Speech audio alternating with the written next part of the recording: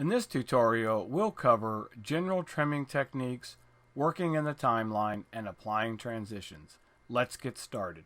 As you'll see, I've already got folders, or again what we call bins, that have our audio, graphics, sequences, and video footage already organized, so we're ready to edit. I'll start with going into the video footage folder and taking a look at all the clips that I already have in here. I'm going to double click on the 001 clip to load it into the source monitor. From here you can just go ahead and use your general controls like play and stop, but sometimes it's just quicker just to grab the playhead and scrub back and forth to get a general idea what's in the clip. And I'm going to go ahead and just set an in point right here, and I'm going to hit mark in, or you can press the I key. And I'm going to go ahead and move them up here a little bit till I find an interesting point. Now you can also step it forward by a frame or step it backwards, or sometimes it's just easier to hit the arrow key to the right or the arrow key to the left and get the point to where you think it's perfect and press mark out or the O key.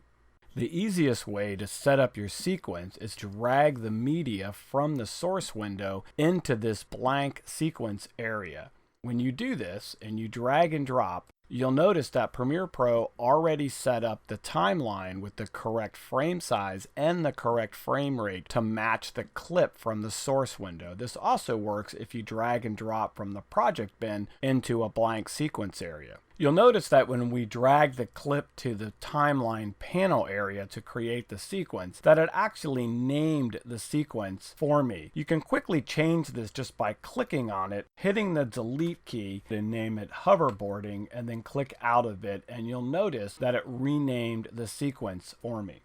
Here's a few tips to help you in the timeline panel area when you're working with the media and you need to zoom in and out. You can use the slider at the bottom of the screen to zoom in or out just by moving it right or left. I actually find it easier to use the plus key or the minus key to zoom in and out. Another key I use quite a bit is the backslash key, which will allow me to take it to an 80% view, which in many cases is exactly the right zoom level for me to continue to work. Let's continue by grabbing the second clip and bringing it over to the timeline area. And I'm just going to simply just drag this and let it go. Now you'll notice that this clip snapped right up against the other clip, and that's because I have snap turned on. You know it's on because it's blue. If you click on it, you'll notice it turns gray, which means it's not on. And sometimes you don't want your clips to snap in place because you need a little bit more precise adjustment. If you want to trim a clip directly in the sequence, you can do that as well. Just bring your mouse in this general area, and then you can just slide your playhead back and forth and find an area where you think it might be an interesting start. I'll go ahead and just trim it here by just grabbing the edge of the clip, and you'll notice your time marker turns to a red arrow pointing to the right in this case, and trim this in. Maybe that's a good out point, and you'll notice you now have a trimmed clip. Now there's a number of ways that you can move this clip into place. Of course, you can just click on it, drag it, and again it will snap into place because your snap is turned on. Or I find it easier if you just click in this area, you'll see it turns white, and then just hit the delete key, and that's called a ripple. Now let's bring the rest of the clips in, starting with the hoverboard 003 clip and then going all the way down to the bottom to the number 19 clip, and I'm going to just press the shift key to select all of those and then drag and drop those directly in place, and again you'll see it snaps right when it meets the edge. If you double click in this general area right here, you'll notice that the video track expands itself to show you the poster frames or the thumbnails of each clip directly in the sequence. I'm going to just hit the plus key to zoom in so I can get a better idea what these clips look like. And again, even with the clips in the timeline, as you start to move your playhead around to find that edit point and adjust this just by dragging the edge, again in this case to the right, and clicking in the gap area and pressing the delete key, you will close the gap with what's known as a ripple delete. The two keys that I use all the time are the Q and W keys. Let me show you why. As I try and find a good out point for this clip, all I have to do now is hit the W key to shift all of these clips back to the playhead. On this clip, what I want to do is change the end point, so I'm going to bring this up until I find the point that I want by hitting the Q key. I'm going to go ahead and finish up my adjustments using Q and W and work my way down the timeline.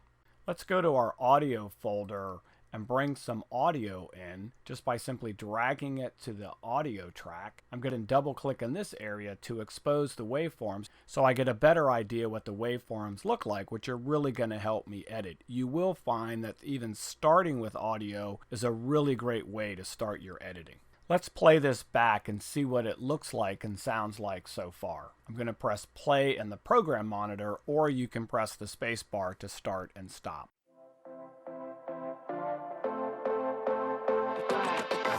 Okay, and now I'm ready to shine, and I'm only getting bigger and better and up the line. Got a bright light in the top right of my mind. Everybody watch out, cause it's my time, and I'm never giving it up, I'm never gonna stop.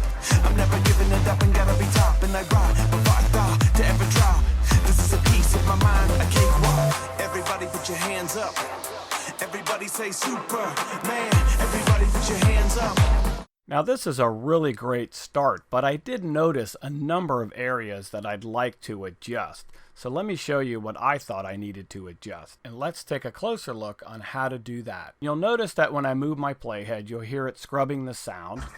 I'm going to go ahead and mute that so I don't have to listen to the scrubbing sound right now. I did notice there were a few clips here that were not in the right order for the way that they were shot, or maybe the way that tells the story the best way. So I'm going to go ahead and scrub those. Now you'll see here where he's coming out of the water, and then I've got a different shot of a different hoverboarder, and then the original guy lands in the water. So what I might want to do at this point is to match this clip when he goes underwater.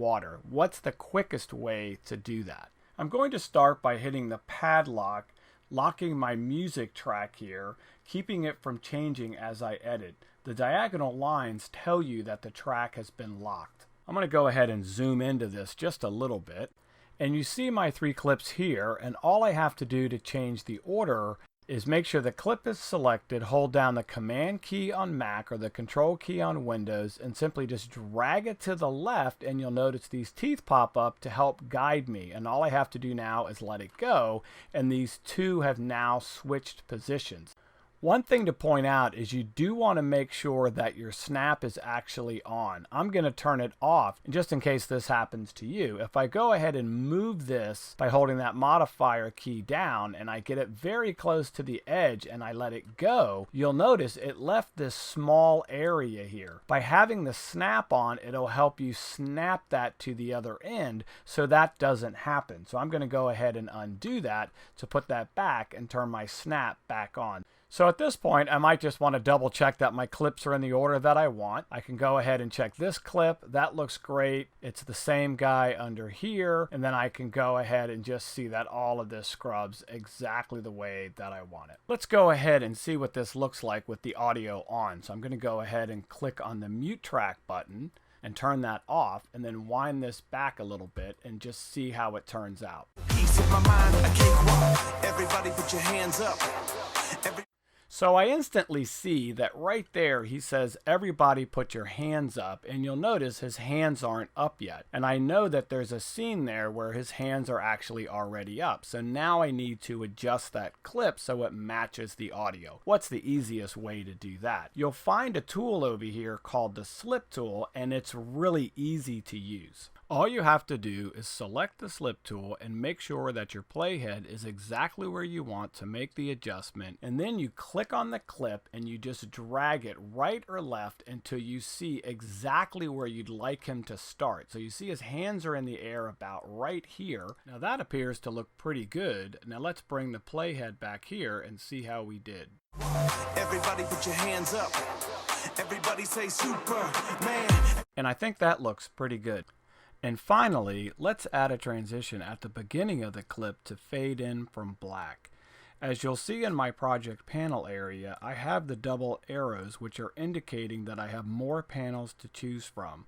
I'm going to go ahead and choose the effects panel to bring it forward. You can open any of these folders and manually look through there, or it's much faster just to click in the search box area using a simple cross dissolve. So I can just type in the word cross and you'll see that a number of things popped up, and here's my cross dissolve, and all I have to do is just take it and drag it from here right onto my opening clip. I'm going to go in and zoom in so you can see that it's been applied to the beginning of the clip. Let's play that back.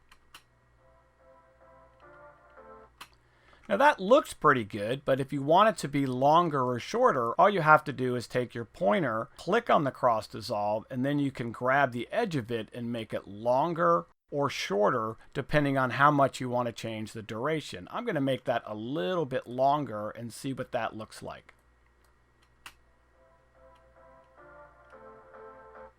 Really easy. Another way to use transitions is from clip to clip. I can use any transitions in the transition folder and apply it in the same way. This time, let's use dip to black, and we'll drag it between two clips, wait for it to highlight, and let it go.